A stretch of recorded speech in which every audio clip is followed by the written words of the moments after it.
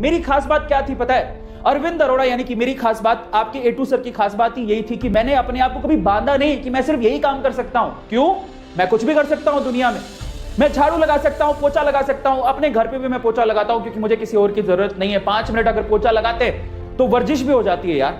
Exercise करने बाहर नहीं निकल सकते, चलो पोछा ही लगा लेते, क्या बुरा है यार, काम छोटा बड़ा थोड़ी होता है। मैंने अपने आप को कभी रिस्ट्रिक्ट नहीं किया, मैं छोटे से लेके बड़े से बड़ा काम कर सकता हूं। आज यूट्यूब पे मुझे ऑलमोस्ट सारी चीजें आती हैं। मैं अगर मेरे पास मेरा कोई एम्प्लॉय बीमार हो जाए तो वो काम मैं खुद भी कर सकता हूं। मुझे थंबनेल बनानी आती है, मुझे वीडियो एडिट करनी आती है, मुझे लाइव स्ट्रीम करनी आती है, मुझे पीपीटी बनानी आती है। पता है आज सबसे बड़ी प्रॉब्लम क्या है?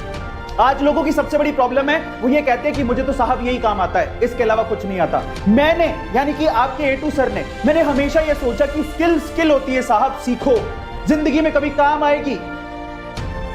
स्किल होती है साहब, सीखो, जिंदगी में कभी आप काम आएगी। मेरे पापा ने भी मुझे यही सिखाया कि हर चीज काम आती है।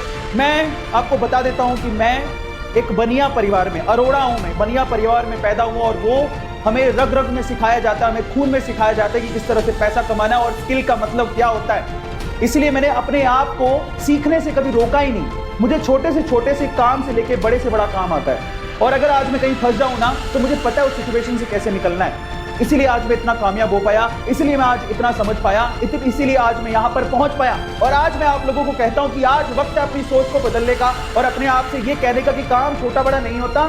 सबसे पहले नंबर 2 कि मुझे सिर्फ इतना ही आता है या मैं यही कर सकता हूं, ये आपकी प्रोग्रेस को रोकता है। और आप समझ लीजिए कि वक्त एक जैसा नहीं होता। कोरोना ने सबको शक्ल दिखा दी। आप खुद बताओ कि क्या यह सच बात नहीं है?